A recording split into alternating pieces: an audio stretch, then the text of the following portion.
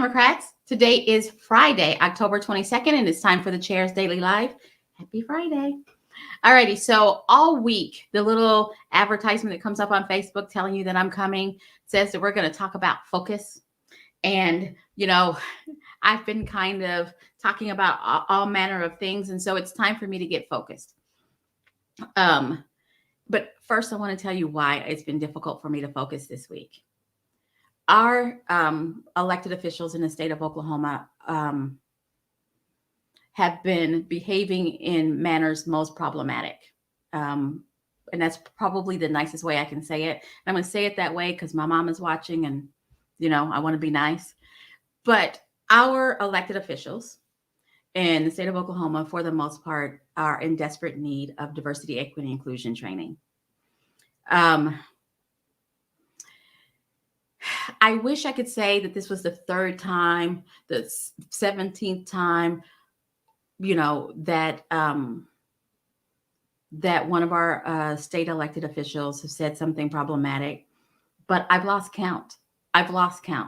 If we're not comparing abortion to slavery and we're not calling babies colored babies on the House floor, we're saying stuff like yellow families in interim studies, or we're threatening tribal sovereignty.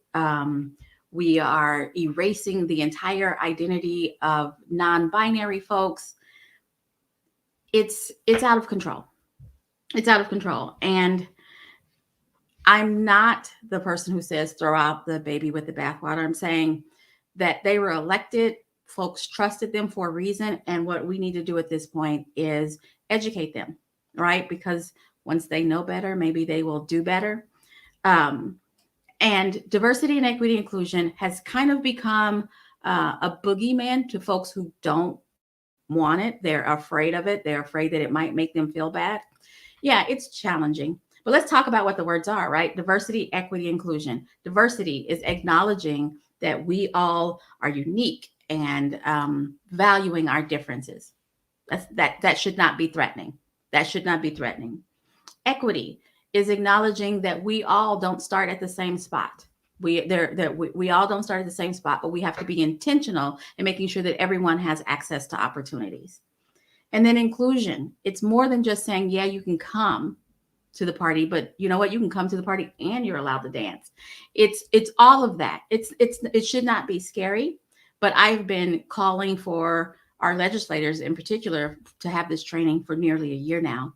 And literally the last time I called, folks came on the news and they were like, she doesn't know what she's talking about and we don't need that. And I say that when a sitting legislator, and of course I take it personally because I'm in Senate District, my legislator, my senator said yellow, and he was corrected.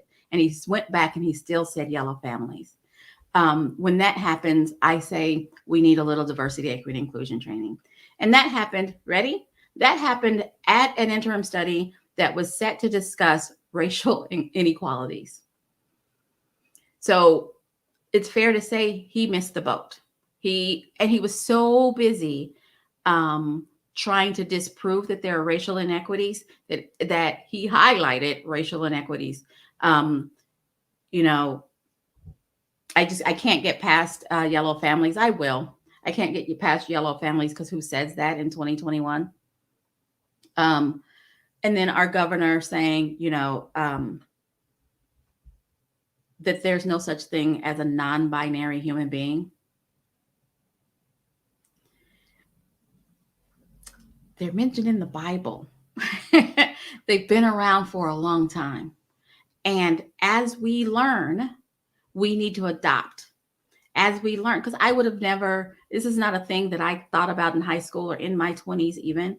But as I have been exposed to more people, I've been exposed to more non-binary human beings, and they should be able to identify as their authentic selves.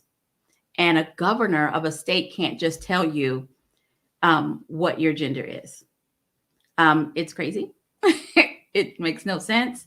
And it's more red meat for the fringe of his party. And I just wish that they would stop pandering to those folks and invite them to join us in 2021. In 2021, we don't call people colored babies, or we shouldn't. In 2021, we don't refer to people as yellow families. We shouldn't. In 2021, we shouldn't tell a non-binary human that their identity, who they know themselves to be, isn't real. But those are all things that elected officials in our state did in 2021. There's a whole nother list of things, but that's absolutely the frustration. And so, and I'm going to say that I think that it's deliberate. Some of it is deliberate so that I will be having this conversation and they can't have the real conversation. But I want us to focus on the real conversations. First of all, so that we're not having these kind of conversations and we're not excluding large groupings of actual Oklahomans, join me in requesting that our statewide elected officials get diversity, equity, inclusion training. They need it. Now, how does this apply to focus? We need to focus on making Oklahoma better, right? Right now, the elected officials that we have are the elected officials that we have. I want them to be better until we replace them. But while they're there, we need to do what we can to make them better. And we need to be recruiting. I see we have a candidate watching us today. Hello, Johnny Jernigan, who is running for Senate in the southern part of our state. We need to be finding candidates and then supporting those candidates, or being a candidate, like Mr. Jernigan, being a candidate, and then starting now, running now, because we've got to replace them. They're not getting better. The backlash of the horrible things that they said during session should have made them get better or be a little bit more careful about what they say. But we're not even in session right now, and they're still managing to say horrible things. They need to be replaced. Help me find candidates. Everybody thinks, the Democratic Party needs to be finding better candidates and fielding more candidates. Well, I'm the chair, but I am not the whole party. If you are a registered Democrat, you're part of the Democratic Party. Help me find a candidate, become a candidate. And then when you find a candidate that you can get behind, support them. Reach out and find out, do they need postcards? Do they need people writing postcards? Do they need some money to buy those postcards? Do they need people to share their social media? Those are the kind of things you can do now so that the word gets out. The word gets out, because our candidates need a head start. This is the state that we're in. Our candidates need a head start, and we need to be talking about them now. So one more time, I'm going to mention Johnny Jernigan. He is a candidate for state senate in the southern part of the state. Reach out to Johnny. Find out how you can help him, because he's going to need help, particularly in the part of the state that he's in. He might need postcards. I don't know. He might need money, but reach out, because he needs help. And I'm not saying that because he's desperate. I'm saying that because he's a Democrat, and we all need to kick in and help one another. We have 2 candidates thus far on the Democratic ticket running for governor. We have 2 candidates thus far on the Democratic ticket running for U.S. Senate. We have a candidate we have 2 candidates thus far in Congressional District 1. That's Tulsa Wagner Rogers running for Congress to replace Kevin Hern.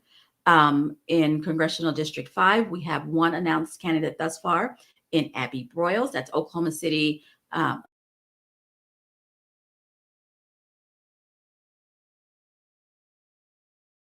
Potawatomi County, in Congressional District 4, which is a little clump in the middle part of the southern part of our state, Congressional District 4, where Tom Cole is. We have a candidate in Mary Brannon.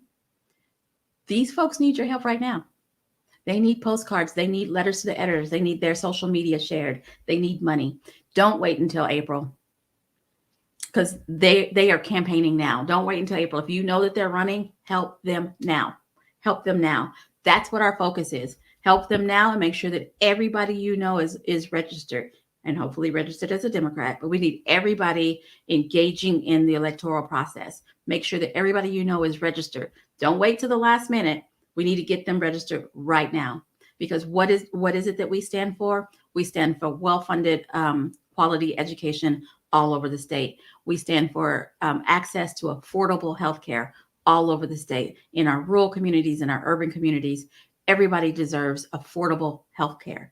And then opportunities for economic growth. We affordable healthcare at the college level, bringing in new jobs, and then well-paying jobs, not a lot of minimum wage jobs. People deserve to be able to work one job and fund their life. That's what we stand for. I just wanted to bring back our focus.